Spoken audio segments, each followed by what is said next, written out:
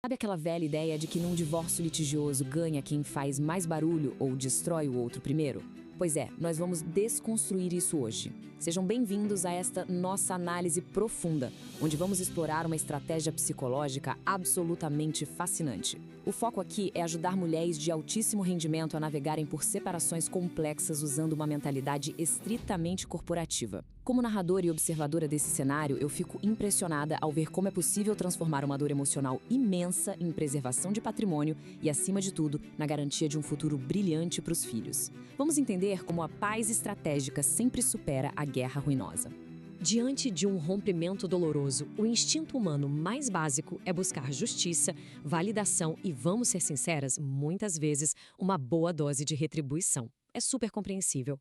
Mas os casos que estamos analisando levantam uma questão muito mais inteligente. Como é que se garante a verdadeira vitória a longo prazo? A resposta dessa estratégia psicológica propõe um giro de chave. Para vencer um litígio de alto risco, é preciso dar um passo atrás, sair do papel de ex-esposa ferida e assumir a cadeira de uma CEO calculista. Porque, no fim das contas, a verdadeira vitória nunca está em aniquilar o outro lado, está em garantir que o seu próprio império continue prosperando sem interrupções, mantendo os filhos como a prioridade absoluta. O ponto de partida dessa abordagem é validar a realidade dura e exaustiva dessa mulher. Nós estamos falando de uma profissional incrível que construiu uma carreira super sólida, acumulou economias pessoais ao longo de anos e, como se não bastasse, foi a verdadeira âncora da família durante uma crise médica devastadora, o tratamento oncológico de uma filha pequena. É um peso absurdo. É uma mulher que gerenciou um nível de estresse que derrubaria muita gente e continuou de pé. A estratégia nos diz que é exatamente essa capacidade absurda de gestão que precisa ser direcionada para o processo de separação para evitar que todo esse patrimônio e suor escorram pelo ralo dos tribunais. Quando olhamos para o sistema jurídico de família, basicamente existem duas portas. De um lado, temos o caminho da guerra, que é aquela rota clássica, destrutiva, movida a ressentimento e impulso. Do outro, temos a paz lucrativa, que é fria, calculada e incrivelmente vantajosa. E o que o nosso material clínico propõe é justamente pegar na mão dessa mulher e fazer a transição da guerra para a paz. O foco deixa de ser quem tem razão e passa a ser inteligência financeira e a manutenção de uma imagem pública impecável. A primeira porta, o caminho da guerra, é onde a grande maioria dos divórcios difíceis acaba encalhando. É aquele cenário de litígio pesado, petições intermináveis, acusações de violência psicológica que na prática são dificílimas de provar, e aquela tentativa constante de expor as falhas morais do ex-parceiro. A análise clínica é muito clara aqui. Entrar nessa batalha é transformar a própria vida numa disputa exaustiva por provas. É drenar uma energia vital preciosa que, sinceramente, daria um retorno gigantesco se fosse investida na carreira e no bem-estar pessoal.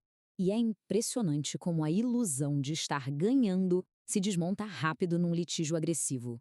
Pensa num caso prático onde se pede uma pensão altíssima, tipo 4 salários mínimos, mais metade das despesas extras. Parece justiça, certo? Mas olha a armadilha.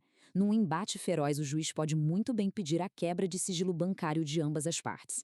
Se essa mulher de sucesso juntou suas reservas com muito suor, isso vai virar alvo.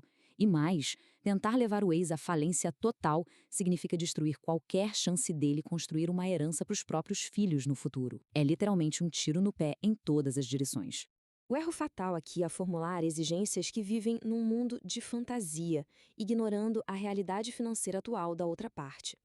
Exigir rios de dinheiro de alguém que está com a empresa de CNPJ suspenso, que perdeu a renda e enfrenta problemas de saúde, não é só inviável, é um péssimo negócio. Pressionar por penalidades máximas contra quem já está no fundo do poço, física e financeiramente, só garante uma coisa: desgaste crônico e prolongado para todo mundo, especialmente para as crianças que ficam no fogo cruzado.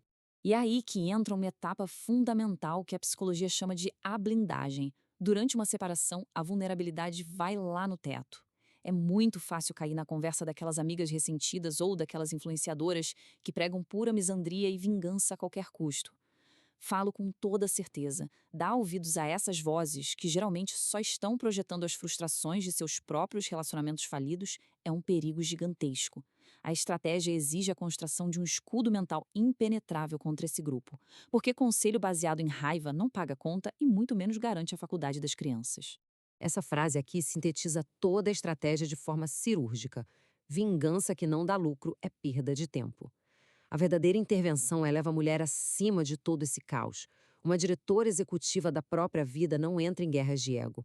Ela olha para o cenário, avalia friamente os ativos e foca 100% naquilo que vai trazer o melhor cenário financeiro e emocional para o futuro dela e da família.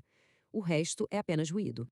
Isso nos leva a uma das viradas de chave mais geniais dessa abordagem, o conceito do sócio minoritário. A mágica acontece quando a mulher para de ver o ex-marido como um inimigo a ser abatido e passa a enxergá-lo como um sócio no empreendimento mais importante da vida dela, a criação dos filhos. Agora, devido à falência corporativa e aos problemas de saúde dele, as ações desse sócio estão em baixa. Mas no mundo corporativo, você não elimina um sócio desvalorizado se ele for fundamental para o lucro futuro da sua empresa. Você aguarda o mercado virar. E para fazer isso, precisamos de uma análise baseada em fatos, não em mágoas. Os documentos desse caso apontam que o ex-parceiro foi o cuidador primário presencial da filha na oncologia pediátrica. Isso custou a renda dele, esvaziou o caixa e ainda rendeu problemas cardíacos pelo esgotamento.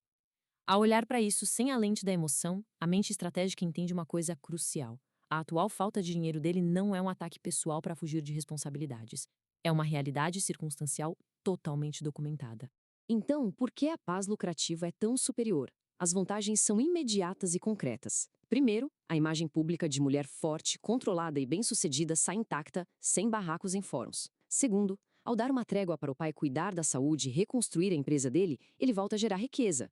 E um pai saudável e presente significa terceirizar os cuidados nos finais de semana.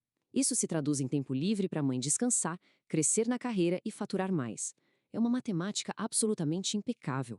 E aqui temos o roteiro prático para a audiência de conciliação.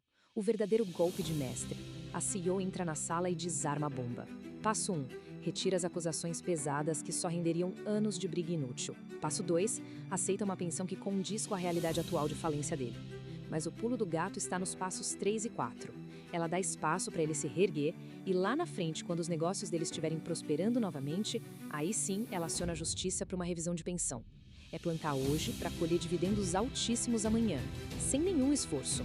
Acompanhar toda essa dinâmica corporativa aplicada à vida pessoal nos mostra algo muito poderoso. Recuar de uma retaliação não é nem de longe um ato de submissão ou fraqueza. É exatamente o oposto. É ter o controle total sobre a própria narrativa. Escolher a paz lucrativa em vez da guerra ruinosa constrói o terreno sólido onde os filhos herdam estabilidade e a mãe garante o próprio sucesso. Fica então uma reflexão para encerrarmos esta nossa análise. Numa negociação onde tudo está em jogo, qual é o verdadeiro custo de tentar destruir o outro, quando o poder supremo está justamente em usar o futuro sucesso dele para alavancar o seu próprio? Muito obrigada por acompanharem este estudo de caso e até a próxima.